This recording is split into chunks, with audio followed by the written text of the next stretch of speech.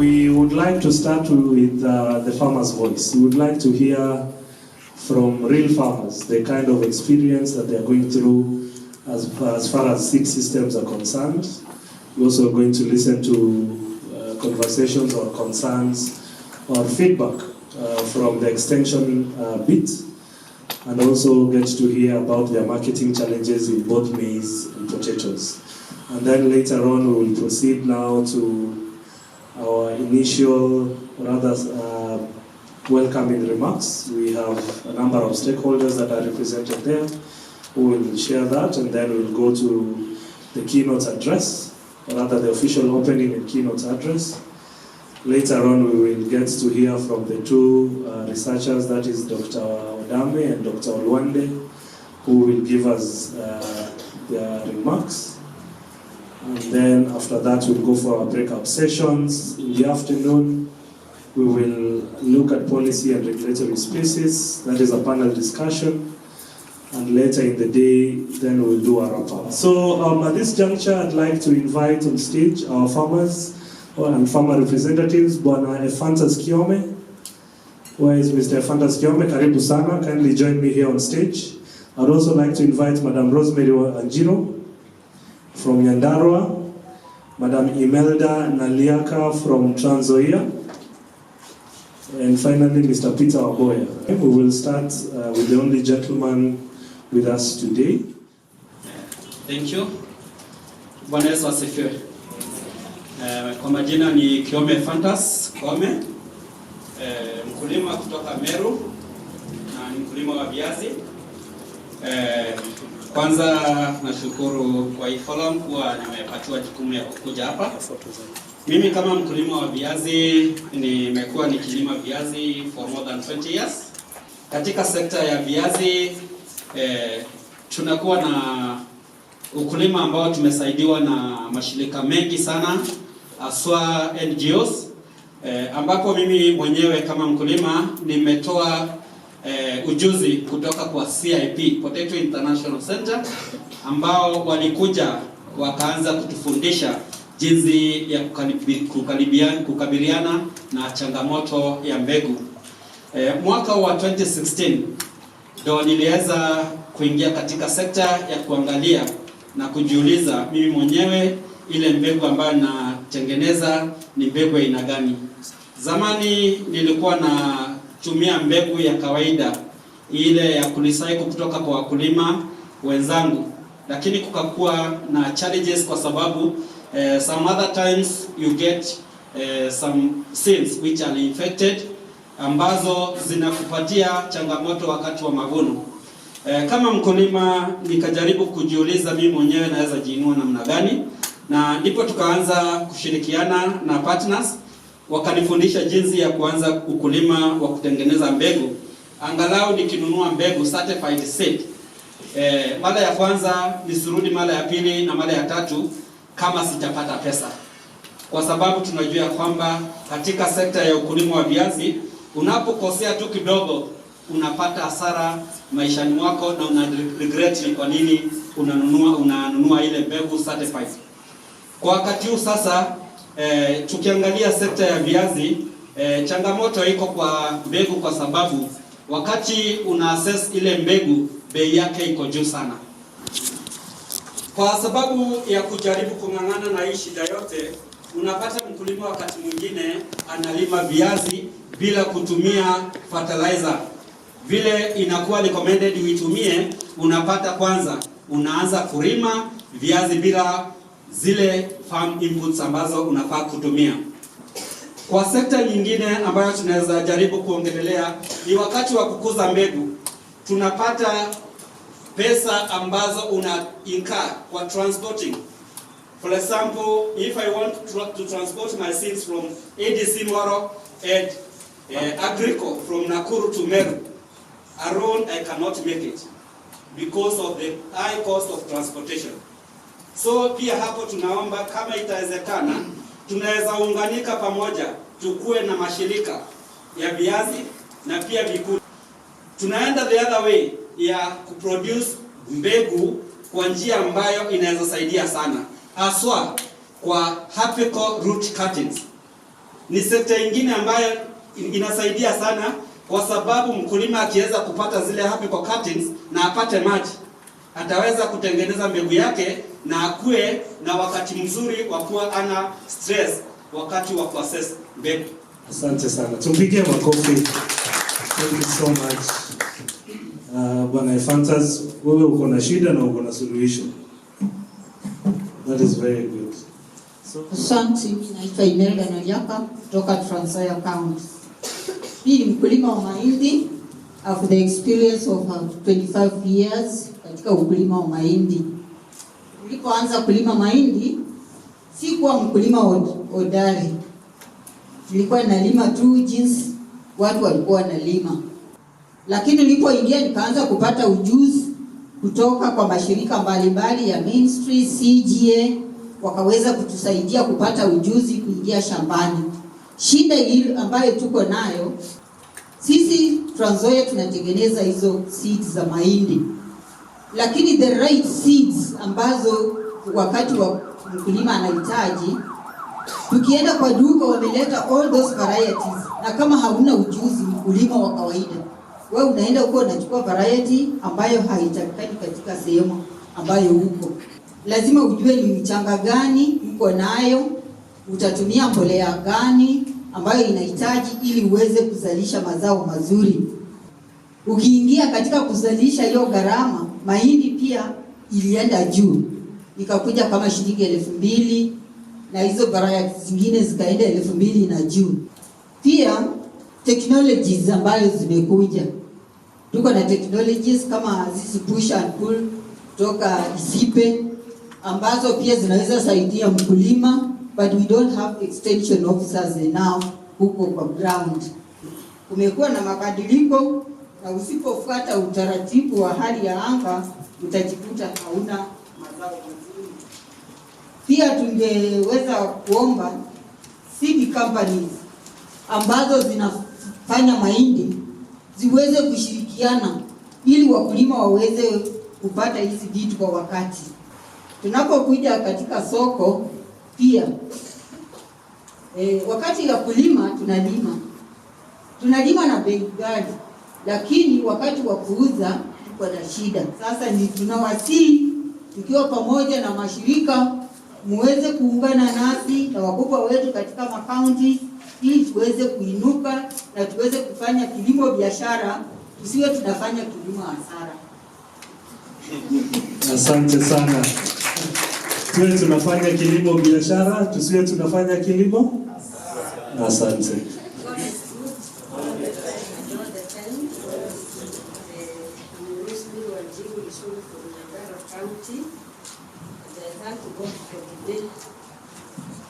For today's discussion, first of all, I would thank our extension officers wherever they are, when they are absent, ASSDP, IFDC, and GIZ. When it comes to potato packaging, of which Nyandarua County, we are the ones who do the best packaging in potatoes as you are taught, or how it is supposed to be. All the buyers of potatoes ran away from our farmers. Just because we are talking potatoes at 50 kgs. They want to go to the areas where there are not those strict rules of packaging of potatoes. The other issue is about storage. That is another also a big challenge. If we can get stores for storing our potatoes, cold stores for storing our potatoes, tunauza kweli wale wengine wameuza zao na soko haina viazi, it can save our farmers. The other issue here is about processing and value addition.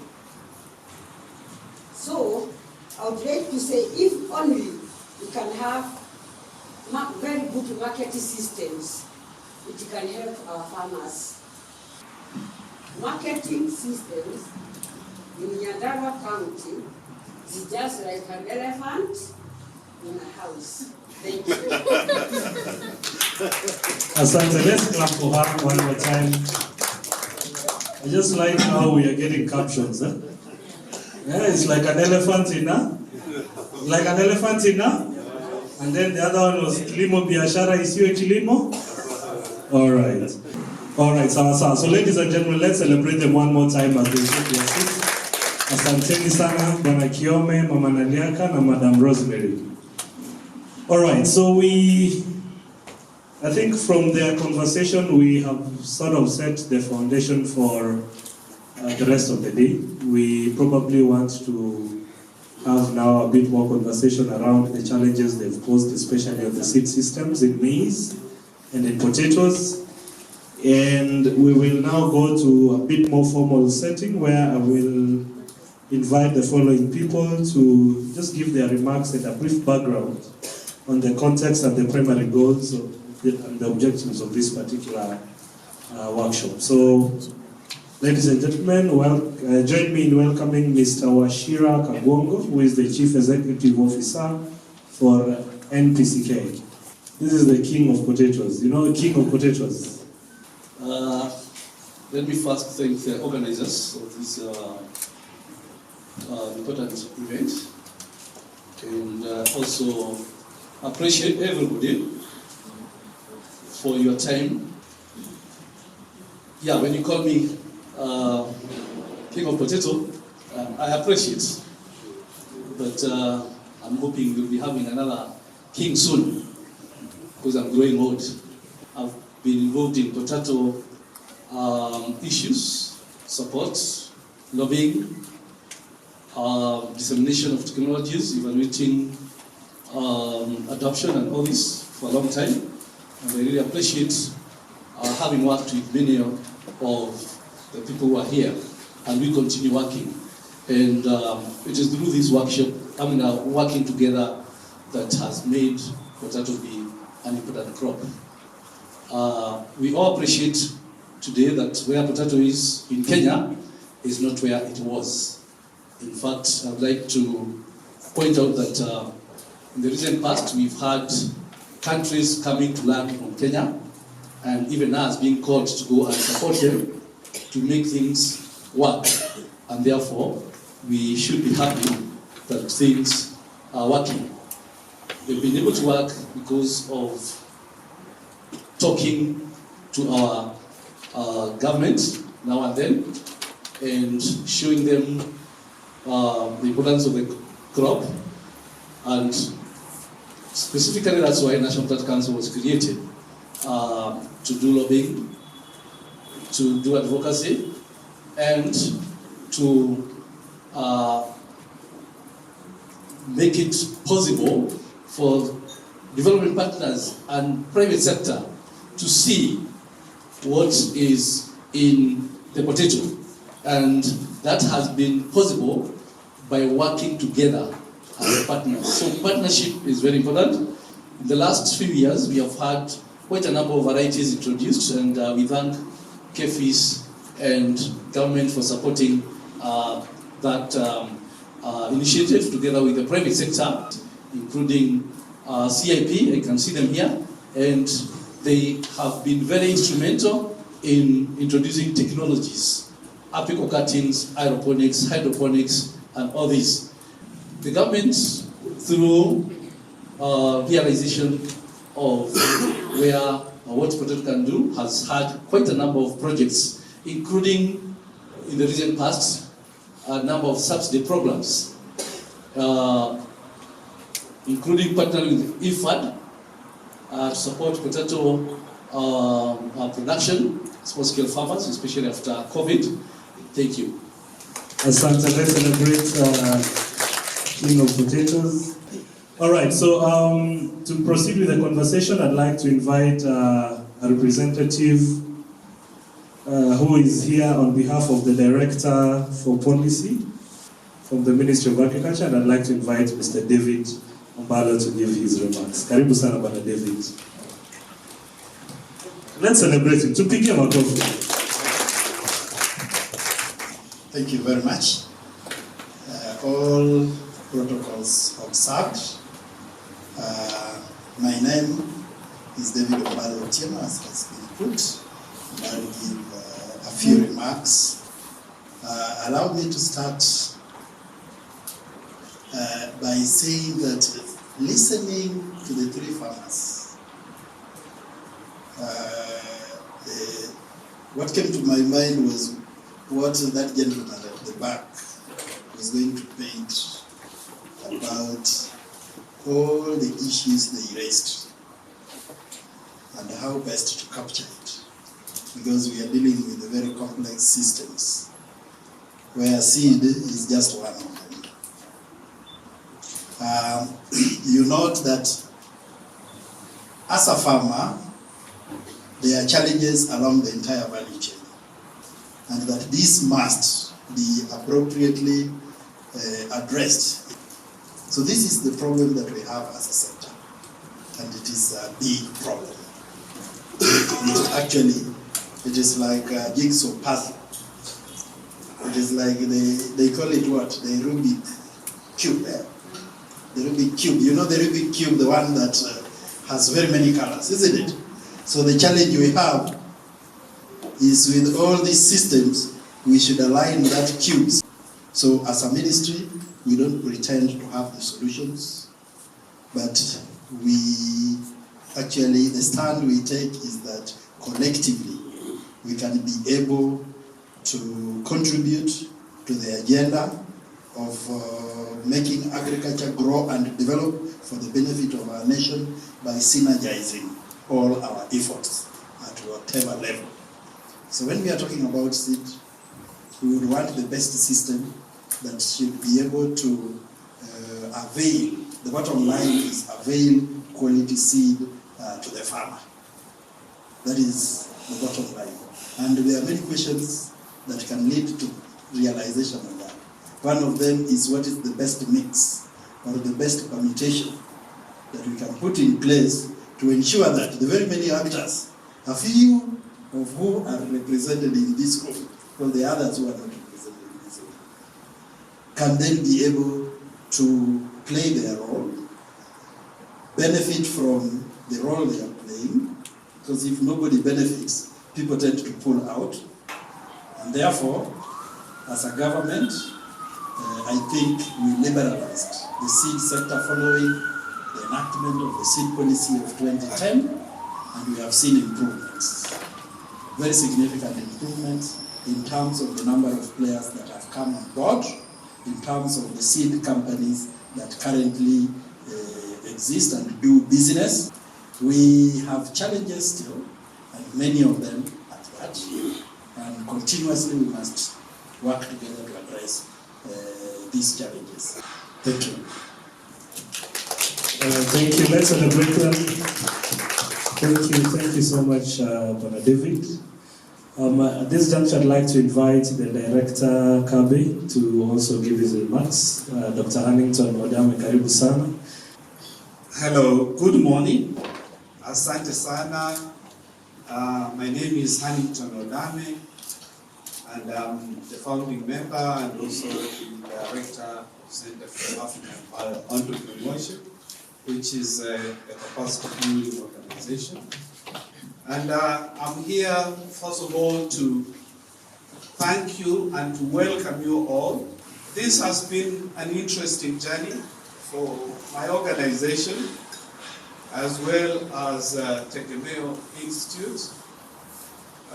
We started this journey in 2019 when we were invited by FPRI, particularly Dr. David Spillman, who is not able to be here, a young man who had his father talking to his friend and saying that politics is a dirty game.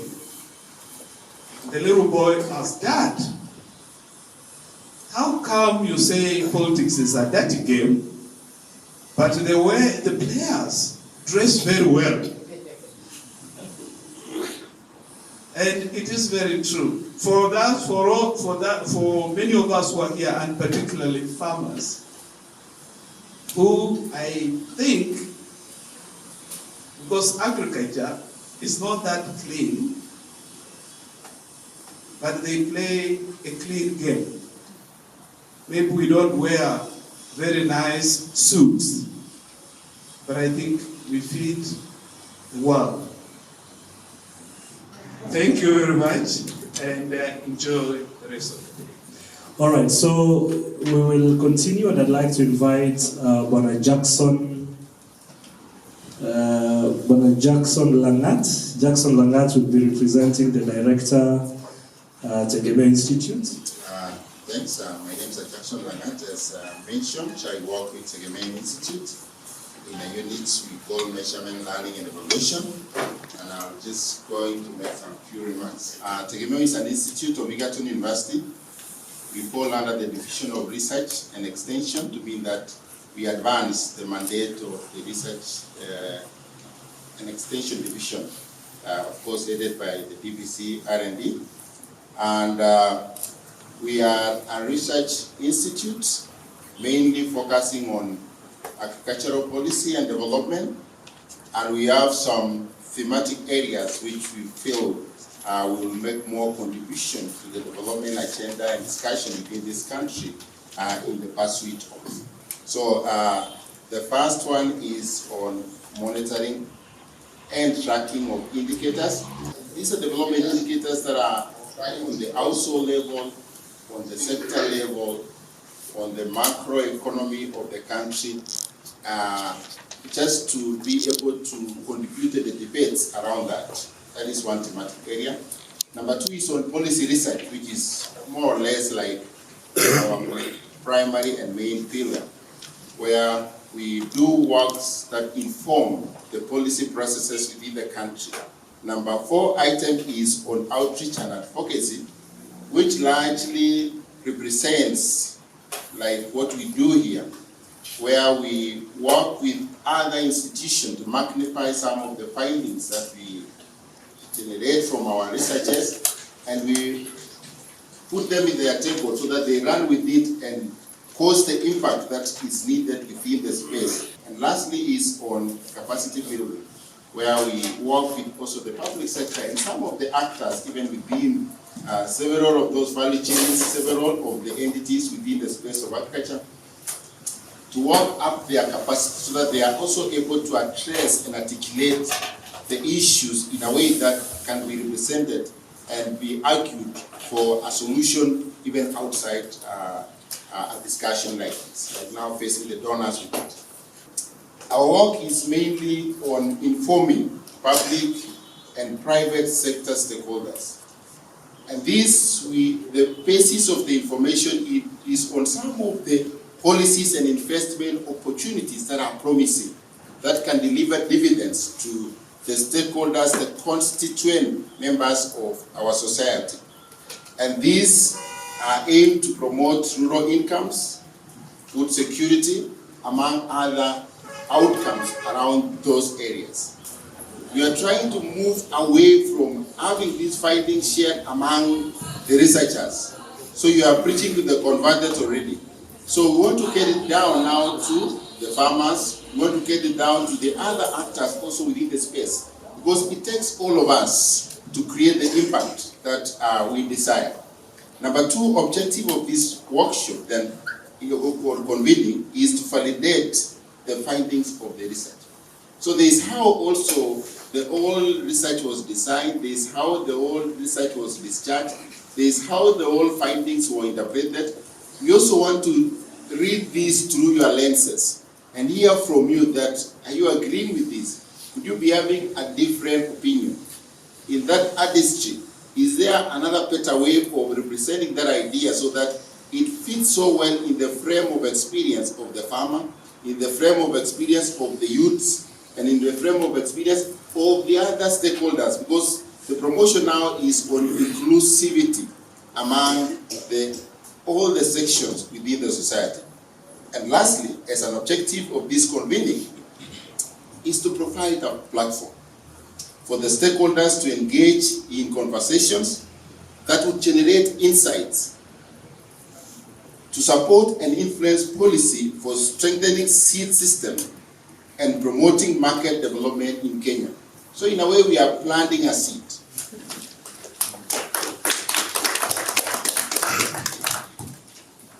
Morning to you all. My friend Jackson has broken one of the first rules that was given, so we shall excuse him. My name is Botley Bebe. I'm from Egerton, Research and Extension Division. One of my roles there, before I come to other things, is to connect research, the outcomes, to translate them into messages for those who need to use it. So today, that is part of this session that we will be having. From the first few presenters, especially the farmers and Mr. Washira, I get the impression that this is going to be very engaging because many questions are being raised and all of us have responsibility to find answers. From the farmers, this is what I heard them saying. They're asking the question of how to assess affordable and suitable quality seeds at the right time through your crops. That's what I heard them asking. And then I heard Washira also saying, how do you influence more resource allocation to agriculture from supporting the political parties? So I want to invite you to be keenly listening to their contributions that people will be making here. Pay attention to the evidence that they put and ask ourselves some questions. Like I'll also be asking myself, looking for answers if there are, and applications of those evidence. We should be asking ourselves, the evidence being presented, would it support, or how would it support development of a vibrant, pluralistic, and market-oriented seed system? How would it improve what farmers are asking for? Affordable, quality seeds at the right time through their crops. They're asking also, what are the options to deliver that quality, affordable seeds that they prefer? Not just giving them the seeds. They say, give us the seed that we prefer. Before I invite the PS, let me remind you of the expected outcomes that you need to think about, that tomorrow we shall be asking ourselves, did we not? One, we are expecting that through participation, one outcome would be findings of the research shared with and validated by a diverse group of stakeholders in the maize and potato seed systems in Kenya. The other expectations, at the end of it, insights for supporting and influencing policy for strengthening seed systems and promoting market development in Kenya generated and shared with various stakeholders who we are here. And last, that a platform or mechanism for continuing the seed systems, stakeholders, interactions, and engagement will be mutually agreed upon. With those many remarks, now allow me to invite our PS representative to deliver a keynote address and officially open this two-day dissemination workshop organized to inform on strengthening seed systems and market development. When PS representative, Karibu.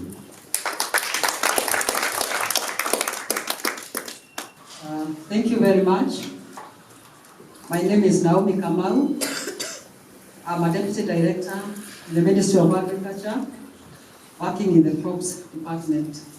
I'm here to represent our PS, Dr. Francis Owino, So Professor Bockline Obebe, Acting DPC, Research and Extension, Egerton University, Professor Gideon Obare, Director Tagemeo Institute of Egerton University, Dr. Huntington Odame, Executive Director, Center for Action, Bioentrepreneurship, Mr. Wachira Kabongo, Chief Executive, National Potato Council of Kenya, KEPIS, representative from KEPIS, and the National Seed Regulator, representatives from STAC, representatives from COG, County Executive Committee members, and other county and national government officers present, representatives of the Tegemeo Institute, CAPE, IFPRI, and NPK, representatives from academic and research institutions, farmer organizations present, industry associations and other non-state actors, development partners present, distinguished guests, all protocols observed. Ladies and gentlemen, good morning. It gives me great pleasure to preside over the opening of this important occasion of the Dissemination Workshop on strengthening seed systems and market development in Kenya. I am particularly delighted that this workshop aims at getting key stakeholders' insights on this important subject. Ladies and gentlemen, as you are aware, agriculture remains a key sector in driving the growth and development of the Kenyan economy. The sector directly contributes about 23% of the country's GDP. It is the main source of income and livelihood in rural areas and the major earner of foreign exchange for the country. Annual GDP often rose in sync with agriculture sector, the agricultural sector growth, underscoring the central role agriculture plays in the national economy. Agricultural inputs, namely fertilizers, agrochemicals, credit, and seed, are critical in ensuring that agriculture remains and sustains a growth path that enables the sector to address our national food security needs. The government of Kenya recognizes and has prioritized the development of a vibrant and competitive seed system in the development of agricultural sector and the realization of the production targets outlined in the national policy documents, such as the Agriculture Policy and the Agriculture Sector Transformation and Growth Strategy, ASTGS.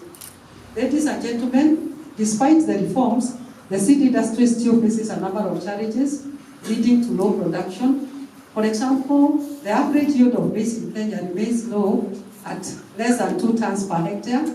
This is significantly lower than the average in other countries in the COMESA region. For example, in Ethiopia, the yields per hectare of maize is 4 tons per hectare, and in Egypt is 7.6 tons per hectare, where ours in Kenya is less than 2 tons per hectare. Seed sector challenges include the following: inadequacy of foundation seed for non-maize crops like beans, cowpeas, sorghum, and others. Seed companies, especially the local seed companies, still face a challenge accessing basic seeds from our national breeding programs. Ladies and gentlemen, as I conclude, I wish to add that in addition to recommending policy direction for growing the seed industry, this workshop should also establish for participating institutions lasting relationships and mechanisms for continued interaction on matters of seed among various stakeholders. May I now take this opportunity to declare this workshop officially opened. Thank you and God bless you all.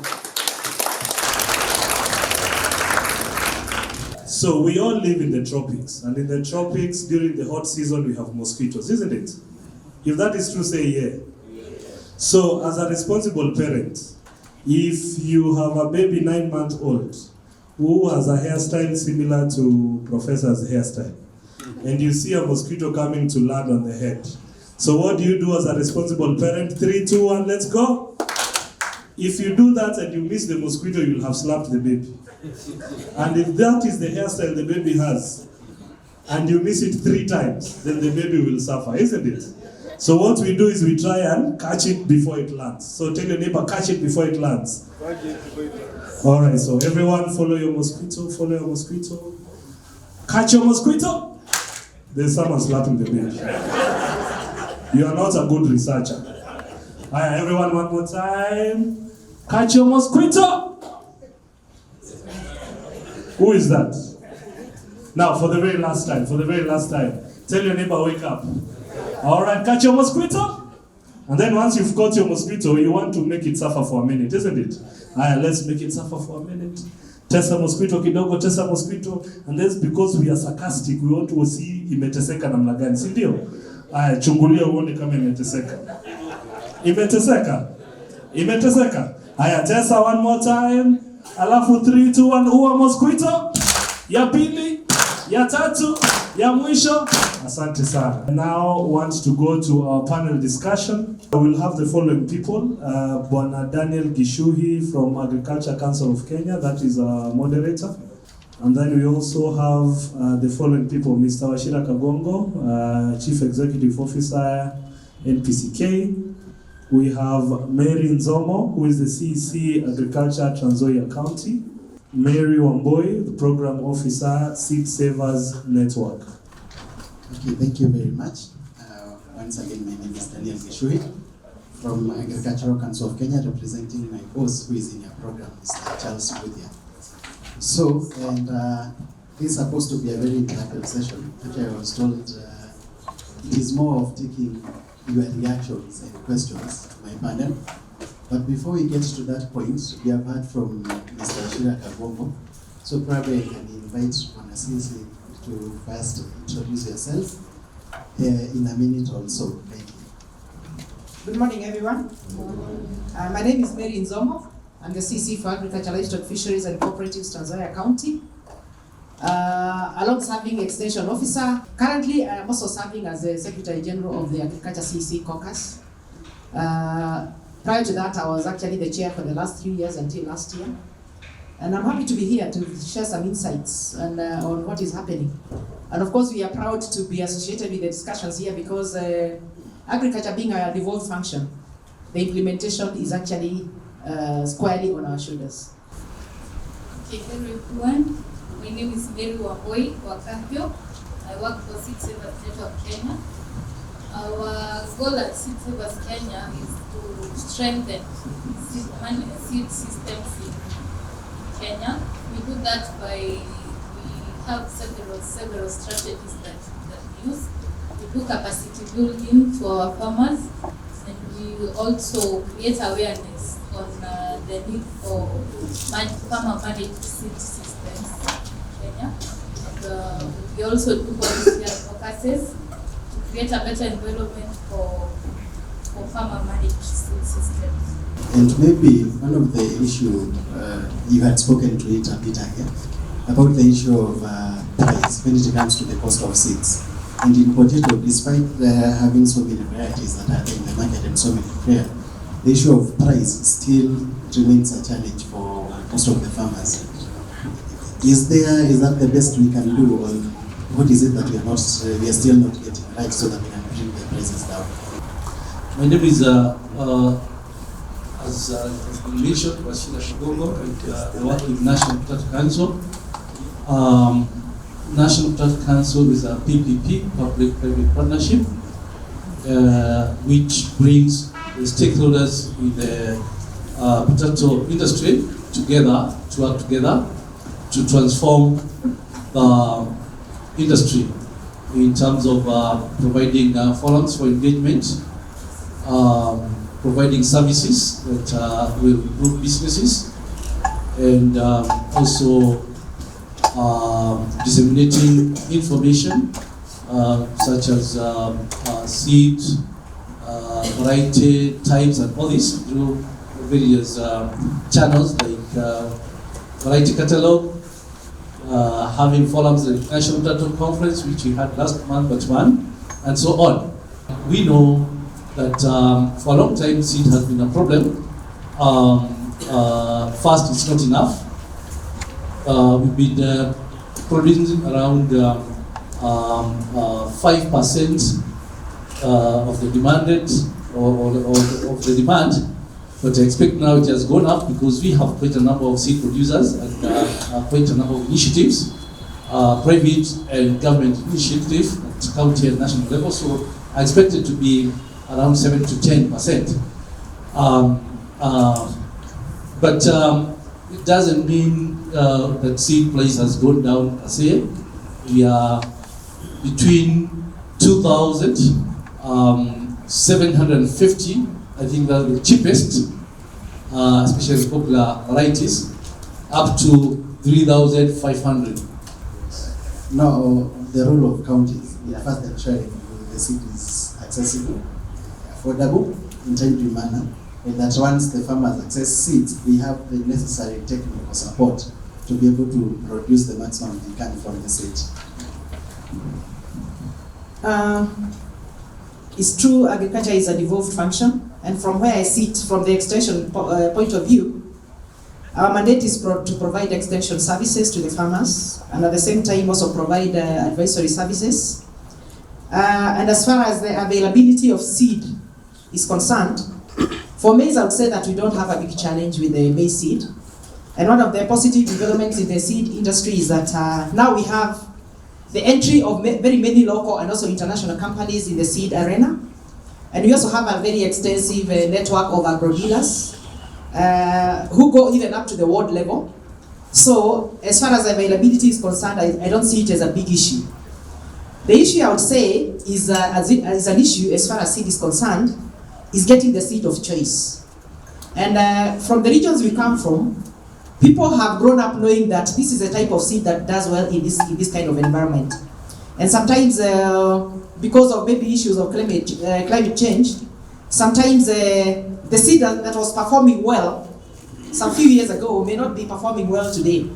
And sometimes now when the farmers go for those same varieties that they are used to, they don't give them good results. So this is actually a challenge to the seed companies and also to our researchers to go back to the drawing board, so that they can look at the changing climatic conditions and what it means for the seed industry, so that we can also keep pace with the research that is needed to adapt to the climate change. So I would say that from where we sit as county governments, we have done our best to provide extension services, provide knowledge, technology transfer, and at the same time update our farmers on what is happening. But somebody has said the varietal release is not keeping pace with the changing times. Right now, the varieties that take 6 months, because of the rainfall pattern, we are having challenges. It's like now we have to go back and look at varieties that mature earlier. In the western, North Rift region and even in the western region, we've been having rains at the time that maize is supposed to be harvested. And farmers have been incurring very heavy post-harvest losses because of the wet weather. So it means maybe we need to look at a variety that matures earlier so that we can even utilize those rains to do a second crop of maybe horticulture or even the passes and other varieties. Okay, thank you.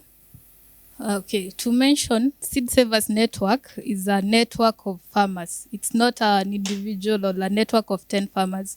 We have over 3,000 groups that we work with and a network of over 60,000 farmers. So we are able to work with these farmers where we acquire indigenous knowledge from them. We are able to get knowledge of seeds that are not available to the agro shops.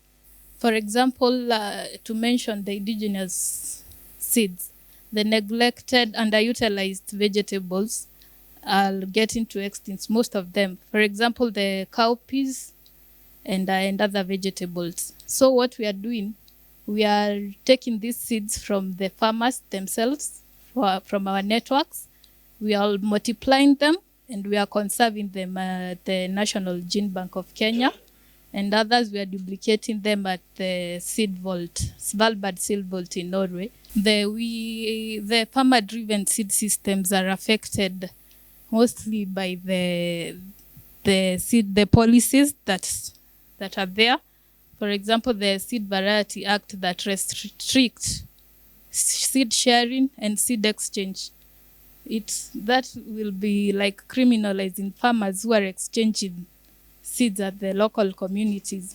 Whereas we cannot survive without exchanging seeds because these seeds are not even available. No, we are not discouraging them from planting the hybrid varieties. What we are trying to promote is the coexistence of both the farmer seed systems and the commercial seed system. Yeah. Thank you very much to the panelists for the very informative session. My question goes to Mary. You Mary, not the other one. I'm just wondering, now that you're working on farmer-saved seeds and you are conserving these seeds in Norway, right? And you're also multiplying the seeds. My question is that, your organization, does it have plans to improve the quality or maybe the adaptability through biotech techniques for these seeds just to counter the climate change challenges for these neglected crops? I have just two questions. One, or maybe question and response. I don't know what your team, Mary, and working together with the team of Minor are doing to ensure that even the varieties that have been released to counter climate change is being made available to the farmers. I think that is an aspect which needs to really be addressed and looked into. I have a genetic resources background and did a lot of collection of germplasm across Africa, including Kenya, and they are being conserved. So I'm not against farmers use seed.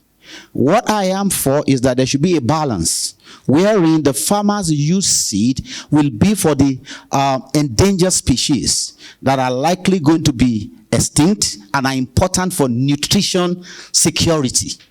They are essential and important for nutrition security.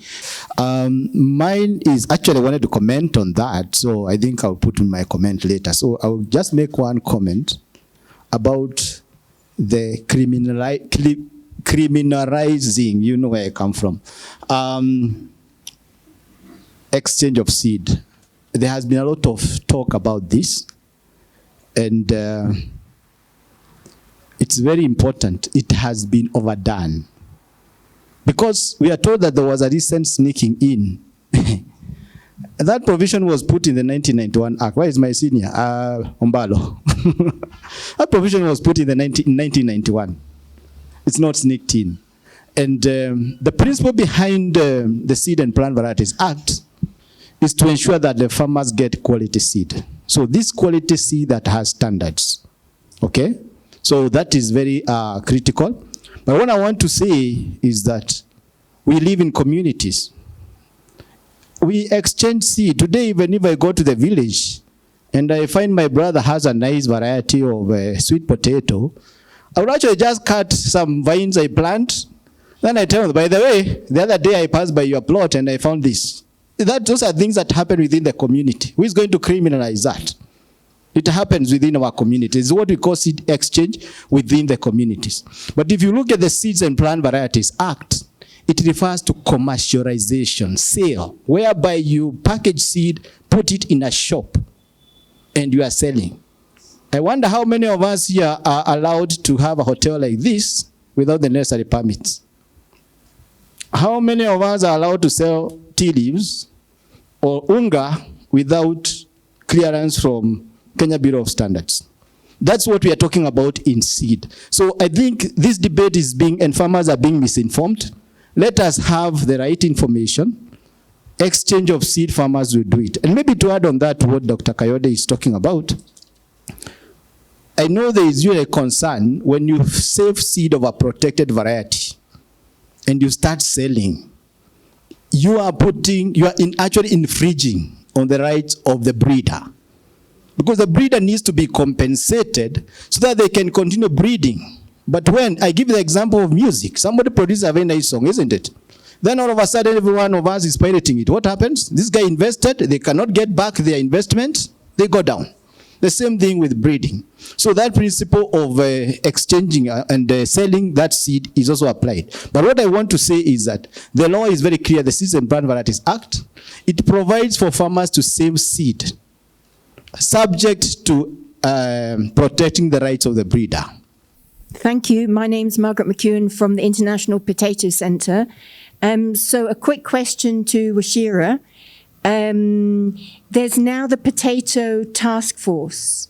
So what is its role vis-a-vis the MPCK? Thank you. What I said earlier is that there's a tendency for farmers to go for the same varieties they found their grandparents, their parents using. And so from where we sit as Extension, what we've been trying to do is to do technology validation. And in fact, working with Caro, we've been able to do trials, extensive trials on the materials that are existing.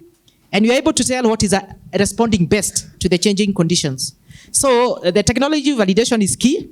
And for us now to encourage our farmers to adapt to the new varieties, we even go as far as even providing free seed. There are some counties who are doing extensive subsidy on seed. And we subsidize the right seed which has been proven after the trials. And of course, there is the issue of the open field days, participatory learning with the farmers.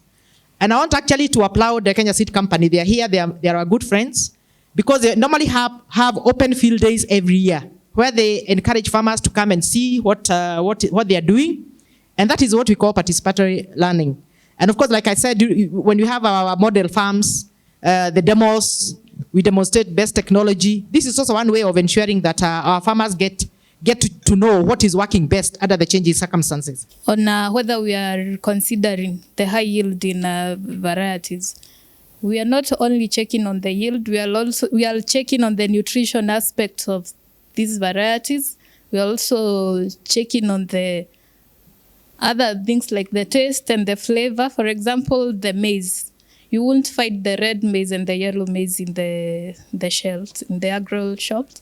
But these maize are considered to be high nutritious, and their taste is different from the maize that you'll find in the agro shop. So those are some of the things that we are checking on. I had mentioned earlier, National Plant Council is a PPP, public-private partnership, that brings stakeholders together to work together to change the industry, to transform it, and lobby and do advocacy.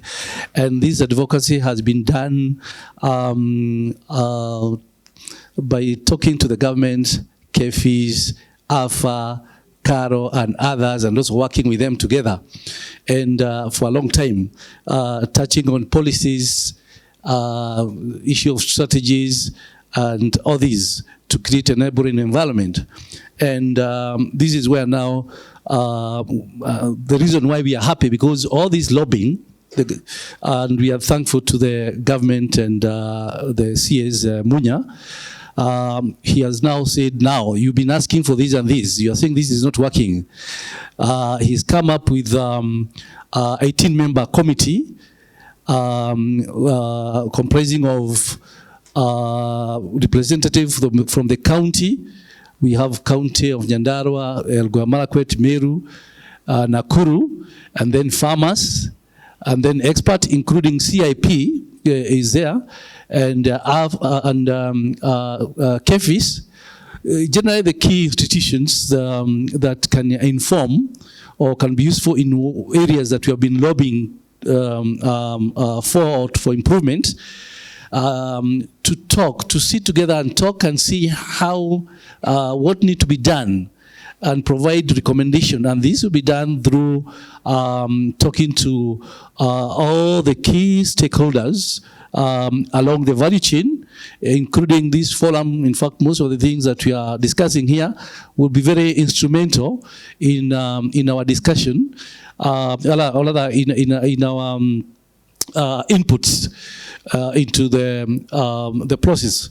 So we are not saving like a large amount in Norway.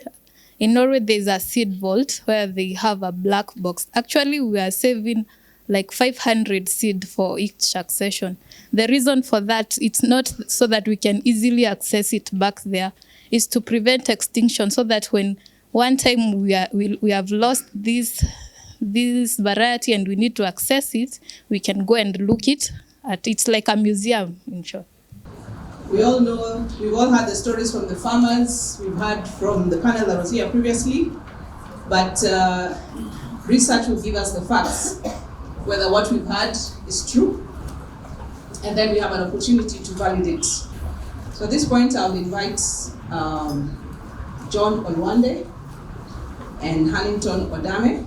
John Olwande is a fellow, research fellow at Tegemeo Institute at Egerton University, and I'm an alumni of Egerton, so I'm happy to be the moderator for this session. And Hannington Odame, the Executive Director of Agri. Thank you very much. As Michael loads the presentation, I would like to say thank you very much. The last panel has been very, very, I think they dealt with the issues in a very comprehensive way, and ours would try to validate, although the other way around, they should be validating our findings. We are going to, because of time, we are also going to try as much as possible to just highlight the key findings from our study. My name is Hannington Odame. I also introduced myself earlier, and I'm the Executive Director of Center for African Bio-Entrepreneurship, which is a collaborator in this particular study on perspectives of political economy and policy processes in maize and potato seed systems in Kenya. Our presentation is as follows. We provide a very brief background of the study in terms of objectives, methodology, and study areas, and then go straight to the findings. And the findings are divided into two, maize seed system and potato seed system. And then conclusions. We have been told here, and it is obvious, that seed systems are central to agricultural development, but also rural development. And there are several factors that affect the seed systems in general. This includes political economy issues, issues of farming systems, agroecology, and market development factors. For us, we wanted to not just provide a critique, but to acknowledge the progress that has been made in this sector. And the PS and also the panelists before me have indicated the type of progress that we have made since early 60s. And to do that, we would then want to zero down onto the policy and regulatory systems or gaps that can move this agenda forward. In terms of methodology, we did extensive literature review, and after doing extensive literature review, the whole purpose was to identify key political economy issues. With those key political economy issues, we could go to various stakeholders and hear their voices, hear their insights on what the topical issues are and how they affect farmers. And I would just like to mention quickly that we are, after extensive literature review, we identified 4 issues that we focused on. 1 is evolution. 2 is issues to do with the Big 4 agenda and also the issue of SDGs. We also looked at research and extension and financing. With that information, then we engaged policymakers. The Ministry of Agriculture, we talked to the policymakers, the Ministry of Agriculture, we talked to researchers at CALRO, we talked to regulators at KEFIS, civil society organizations, we talked to farm organizations, we talked to seed traders and producers. In total, we talked to 96 respondents.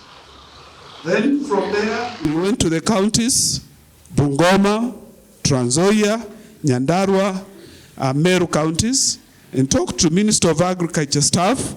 We talked to seed producers, farmers, and agro dealers. Key findings. As we have heard here, maize is a very important crop, not only for moving the agricultural sector forward.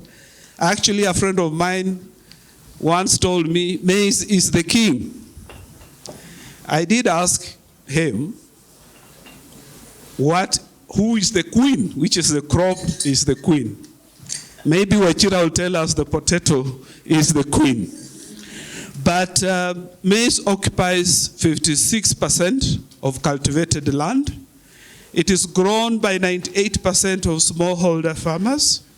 It provides 65% of caloric intake in terms of diet. Maize has also received a lot of attention, not only from the government, but from the donors and also the private sector over the years. Now, when we drilled down, we found that actually the progress that has been made since the 1960s is remarkable. For example, if you look at the amount of seed that is being actually planted, especially improved maize seed, it has increased drastically, although now leveling off since 2012. And we'll go deep into that also in our conversation. But more so remarkable is the number of varieties that have been released. Look at 1960 and 1969. Only 4 varieties were released. But as we learned earlier, after liberalization and coming into force of the seed policy, things started moving up. And you look at currently, moving from 4 varieties in 1960s, today, 2010 to 2020, the total actually we have 375 varieties that have been actually released. The challenge we have is low turnover. And Mary is almost referring to that. Farmers continue holding on to their old varieties. And very few varieties that have been released are actually being commercialized. But in political economy, we talk of policy moments. This is the time economics and politics come together. And we have identified 4 policy moments in the story of maize: 1963, 1996, 2010, and 2012. These are very significant if you're going to study political economy of seed systems, especially in maize, but also with respect to other crop varieties. 1963, Kenya Seed Company was mandated to produce seeds for pasture and also produce and distribute maize seed. That was a very important political economy decision. 1996, seed sector or industry was liberalized. And that led to 16 companies. Before that, it was mainly Kenya Seed. But since then, 16 maize companies came into being. Promoting, marketing maize seed. And 15 of these are private sector driven or owned. However, a political economy issue here is the industry is concentrated, that a few companies actually control a majority of the maize seed sold in the market. I just want to finalize by saying, above all these things, we also talked about cross-cutting issues and steps which have been taken to move the sector forward, especially maize sector. One is digitization. Another one is climate change, which is pushing us very much. And the other one is financing. And at this juncture, I would like to turn over to my friend John to come and talk about potato so that we can move this agenda forward. Thank you very much. Thank you, Huntington. The structure about potato is going to follow the structure of the presentation on maize that Huntington has just done. Potato is also an important crop in Kenya's agriculture, and especially in food and nutrition security. the country. Looking at potato seed demand and the progress that has been made in the sector, again since the year 1960, we see that between 1960 and 1969, we had only 2 varieties of potatoes released in the country. Many of the released varieties originated from screening imported varieties, especially from Western Europe, and advanced germplasm from International Potato Center. And when we look at the quantities of planted certified potato seeds, we see an erratic trend. This is an indication. It could be an indication of erratic supply of certified seeds. It indicates instability in both the supply and perhaps the demand of certified potato seeds in the country. Potato also has had some key policy moments in the seed system, where in 1903, the varietal research, breeding, and production began. And most of the varieties that were released were initially obtained from Eastern Europe, as I've indicated. And between 1986 and 1997, collaborative efforts between the then CARI, now called CALRO, and the International Potato Center were engaged in adaptive breeding to develop varieties that could resist some of the diseases. And out of that collaboration, initially, 3 varieties were released. We have the Asante, the Kenya Furaha, and the Tigoni. But that collaboration didn't end there, and I believe it is still continuing. Currently, there are 15 registered potato seed merchants that are dealing in certified potato seed production. So we can see that we have had some developments in the potato seed sector, but still more need to be done. So what are the political economy issues? We looked at them in the same way we looked at maize, and we found some similarities there. Another issue is the mandatory certification that is required for potato seed. And this is considered as, again, unrealistic for the needs and dynamics in the vegetatively propagated crops like potato. And some stakeholders have proposed recognition of quality declared seeds. And I believe that would require change in the regulations. And those are some of the things we need to be thinking about. But an interesting that we found out was that some of the independent seed inspectors had a feeling that they might be victimized if they inspected the seeds of the companies they work for and those seeds fail, that their jobs would be at risk. So how do we then build trust between the regulator, the inspectors, and the seed companies? Devolution is good, and it has provided opportunity for counties to identify local problems and solutions, not only in the seed system, but also in other agricultural systems. And there is need for adequate planning and coordination to ensure that activities in the seed systems are efficient and effective to meet the demand that we see potential in. Effective extension service delivery is needed. We cannot overemphasize that.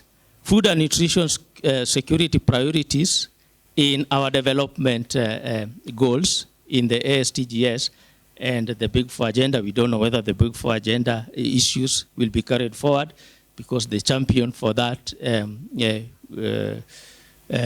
will be leaving his job, should give a boost to the development of the seed systems, and especially for potato. And the needs of vegetatively propagated crops such as potato. Where is their place in the regulations? Can we think about that? And let me use the words of one of our farmers, the elephant in the room or in the house, public funding for agriculture. and therefore extended to agricultural research and extension. Thank you. And we want just to acknowledge the respondents that give us the information, both in Nairobi here and the counties, the research team from Kabe and Tegemeo, the co-organizers of this workshop, Ministry of Agriculture and the National Potato Council of Kenya, plus the funders of this workshop, that is the International Food Policy Research Institute, and the Integrated Seed Sector Development. Thank you very much. Thank you very much. So at this point, we'll take two very critical questions. Please, less than a minute to give your question. Yeah, thank you.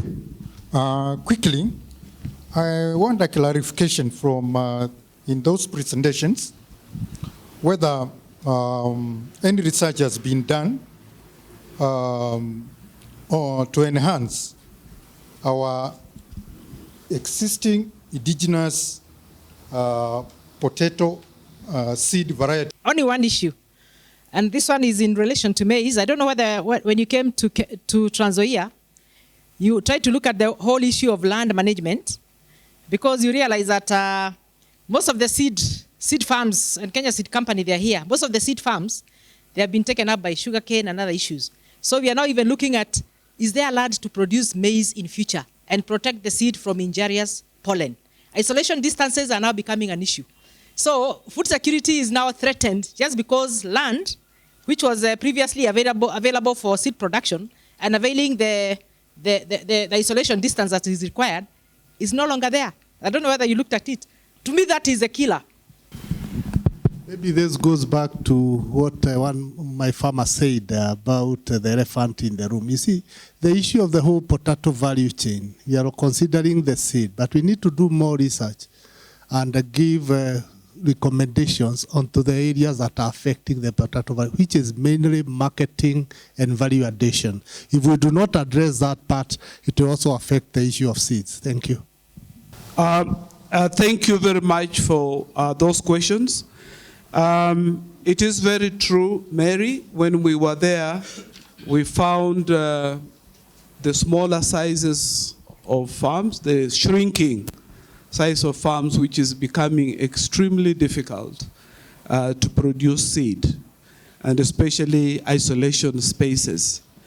One of the suggestions that came out is, of course, irrigation and moving to areas like Baringo and I think the Pakera and areas like those ones. But around Kitale is becoming very challenging, especially the land subdivision issue. So again, I think this is a political economy issue as we look at it and see if we're going to continue producing maize, then perhaps change in geographies and really adopting new technologies in production, especially on irrigation. And also irrigation touches on issues of resilience in terms of climate change. But it affects all crops because even in Meru, we found that the land is shrinking for seed potato production, and therefore they're also looking for solutions. Maybe I'll throw back to you and the breakout sessions also to think of some of the possible solutions. Thank you very much. Yes, thank you, Madam Mary. On that, yes, we found out those issues, and actually you are one of those that we talked to. And they are contained in the big report. We have the report on the Tegemeo website, working paper number 71. If you go there, you will download it and you will read it. That is an important issue that we need to think about.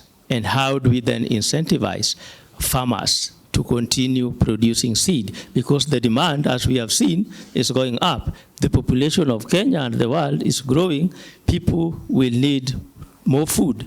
And then we are also seeing restrictive trade practices over the world. We cannot rely on import. So we need to think about And then in the region too, Kenya is is strategically positioned to supply even seed in the region. For example, the DRC Congo, even our neighbors, Uganda, Tanzania, and stuff like that. So we need to think about how we can incentivize seed production. In terms of Dr. Karitu's more research, I've broken the protocol. We said we shed off the titles, but I've broken that protocol. Forgive me, Michael. More research on the entire value chain, yes. We set out to do seed systems and to look at political economy issues in the seed systems. Our finding is that the seed system is not in isolation. There is a whole value chain system with issues that need to be addressed. And we touched on some of them in the report, where we are talking about even cold storages, not only for seed potato, but ware potato, of which the farmer from Nyandarua really articulated the issues over there. So the report has much, much more concerning some other aspects, not only of the seed system, but also of the other inputs, and also on the marketing side of things. About the indigenous potato varieties, I believe there are breeders here who know better concerning that, and we have a CIP and CALRO who have been collaborating in developing potato varieties in the country, but over time we have seen that we have had new varieties that are coming. How have these new varieties been compared to the indigenous varieties that were being planted before? And are there traits that have been put into these newer varieties from the indigenous varieties? People consider potato in Kenya as a very long-standing crop, but there are no indigenous varieties because it came from Peru and South America originally. So I think when we talk with grandmothers, grandfathers, there are very, very old varieties which were introduced during the colonial period, and many of those might have come from Scotland, for example. So there's Dunrobin, which is a very, very old variety, but there aren't indigenous potato varieties. Thank you. I once told someone that maize is a political crop, but I think potato is also a very political crop. So because of time, I think let's appreciate our presenters. And we're now going to move to the next session. Kindly tell your tummies to bear with us a little bit, and then we'll go for lunch after that. So we're going to break into 3 groups. And the group 1 will handle access to quality seed and inputs. Group 2 will handle access to extension, and the third one, access to markets. I will ask us to count 1, 2, 3. And then Michael will tell us where we are going to meet in those different groups and introduce the facilitator for the next session. Otherwise, thank you so much. Thank you very much, Chief Moderator. So this session, I have some very interesting things to. It's very important. We're going to be talking about policy and regulatory space for strengthening maize and potato seed systems and market development in Kenya. We all agree that there are issues along the whole system and value chain for potato, for maize. We're going to have a presentation from no other person than Simeon Minor, who is in charge of regulatory in terms of varietal release and all these that we are discussing here in Kenya. Can you give a round of applause to my brother? He has shaken his head that he has agreed with it. Isn't it? Yes. Good. Thank you very much. So without taking much of our time, let us listen to the presentation of Minor, and then I will invite the members of the panel to the table to take our discussion. Thank you very much. Let us encourage him, please. Thank you very much. Okay, thank you very much, Sunny. And my concern was asking my colleagues, when you hear everybody is saying everything, looks like this talk has been there for a long time. Dr. Hannington, you have a difficult job here. After 2-3 years, we shall ask you, where is the progress? Because oftentimes you have gone to such meetings, you come after 5 years and Minor is asked to make a presentation, he just changes the date and the venue. Because nothing has changed. So when you talk about seed, we always bore people. Seed is important. The most critical input in agricultural production systems. We will repeat that and repeat it and repeat it and repeat it until all of us get saved and we go preaching the same message. So that is something that we always talk about, and we have to re-emphasize it. Actually, it's the most critical input. By the way, contrary to what has been said before, seed right now, for example, for maize, is the cheapest input. We were told it's about 2,000 something, isn't it? Our seed regulations, but our will always tell you that, were kind of prepared towards maize, mainly the cereals and the pulses. The vegetative propagated crops is actually potato that sits well in those regulations. Of course, we have seen their room for improvement. So that is one area that we know, and those are some of the issues that will be coming out that we need to move on in terms of including, because what has happened, the industry is very dynamic. New crops are coming in, new approaches are coming in, and therefore we have to keep relooking at the policy and the regulations to ensure that we are in tandem with the current times. Where we sit, many seed companies are coming, they have interest in different crops, and we have to be up in the game so that we move according to the times. Infrastructure, capacity and infrastructure. That is one of the questions we should be asking ourselves today. Yes, it is an objective and we have decided to see it happen. But is it happening as it should happen? We were told this morning, most of our research is donor funded. As a country, do we have research priorities? Do we think agricultural research is important? Why is it that the exchequer is not investing in agricultural research? Issues of quality control or quality assurance, technology transfer, conservation, issue of GMOs, and so on. Harmonizing policies and regulations to enhance cross-border trade. We have implementation of commercial regulations. We have working arrangements within the East African region, and the policy has also provided for that. Financial support is coming as key. Those are some of the things that are coming out. We have issues of crops not attractive to the private sector. One of them being potato. Potato has been with us for a long time. Of course, for some time, everything in seed production was being done by the public sector. But we have now private sector comes in, but there is a reluctance. If you look at the companies that are doing maize and vegetables in Kenya and compare to the ones that we are talking about 70 companies actively involved in seed business. Only 15 of those are doing potato. And when you look at the volume of potato, most of the potato we are having is coming from 3 institutions, 1 being public and 2 being private. So that is a real issue that we are having. So we have to look for ways of addressing this. It has been addressed in the Act and regulations, but in terms of implementation, we have not done much. So there are a lot of dynamics that go with the introduction. It's not an on-off thing when you're talking about adoption of varieties. But of course, awareness and capacity building is very important. What can be innovative ways in ensuring adequate application of seed quality control in maize and potato? Key to this, the private sector, and we have seen the private sector is coming in. And one of the things, I know this is not very popular, but we have to speak the truth. Capacity. When you're looking about potato, you look at identify, and we have those people.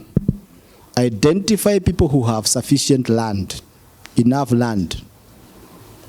enough capacity, so that they can also get maximum production. That is very key. So we need to look at the seed production structure.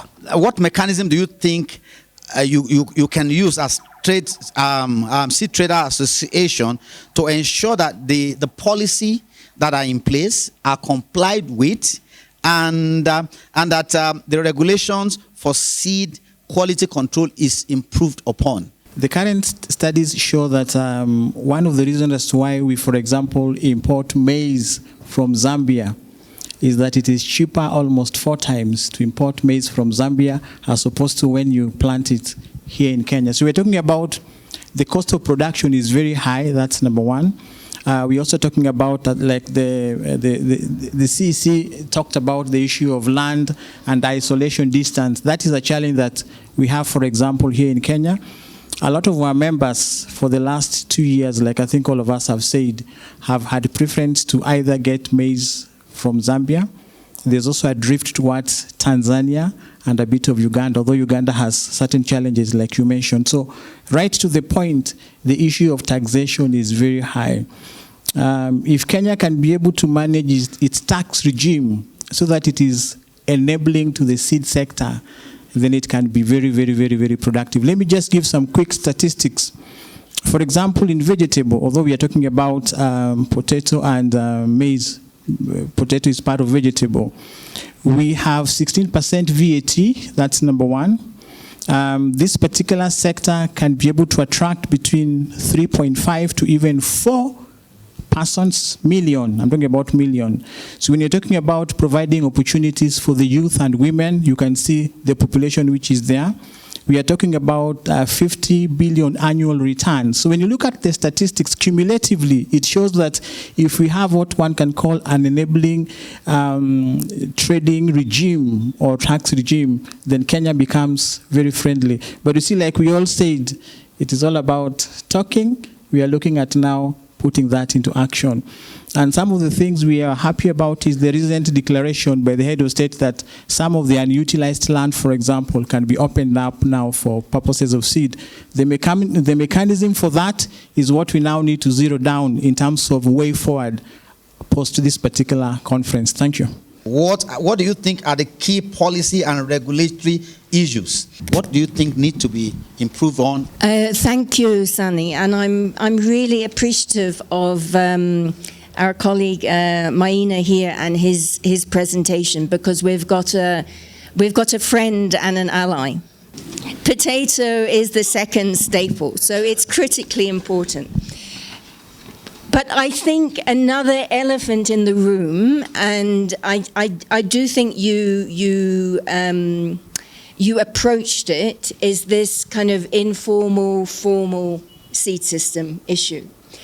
And many of us think that we shouldn't separate the two because they are a continuum. And as Wachira has said earlier on, how much certified seed potato is there? Around 5%. So still 95% of potato seed is in the informal sector. How do we actually really move forward? I would argue that we have to recognize that the informal seed system is there. I think restricts investment in the whole subsector for potato and the seed systems. We have to find a way to build capacity and invest in the whole seed system because they are linked. So how do the current seed policy and regulation affect your efforts in helping to streamline seed production? Thank you very much. And I do like that intersection that I was putting between, all the players, and that is working closely with government, with regulators, with the private sector, including farmers, and also with the development partners. Now, what I have realized is that, because of the different interests here, people judge things differently. And back to Mina's big question on implementation, I think I'd like to speak to that. So we have seen very positive changes in Kenya. strong policy. Regulations, I think, were passed, the seed regulations in December 2016. And so you see continuous improvement. But the pickup from private sector takes time. It's not, something that just happens overnight. The other thing is that once the policies and regulations have been passed, and there have been some very good ones that have passed in the recent years, how much do farmers know that you have this avenue to report? So that information trickle down to the end user is not as strong as it could be. Then I think for me, what I just say is that we need to really be kind of on the same page with different people.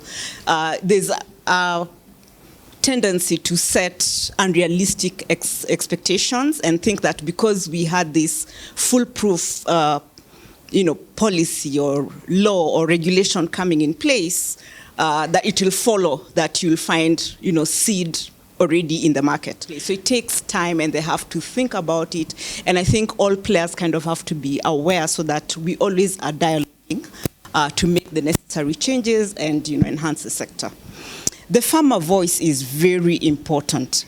And I think the farmer really tells the regulator, tells the government what's really happening. And I think is also the compass for private sector. One person told me, a seed company owner, that they are more scared of a farmer telling his WhatsApp group that seed from company X is bad than even KEF is coming and tell them, no, we are condemning your field. So there's a lot of, strength in hearing the farmer voices, and I am so happy that, the first session this morning was really listening to the farmer stories.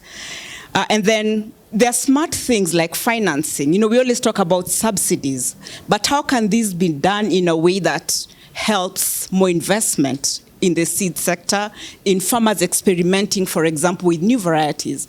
We keep on complaining that farmers are planting the same age-old variety, but when you try to think, as a seed company, you try to give a farmer a smaller pack so they could actually try this other variety in lieu with, alongside what they're planting.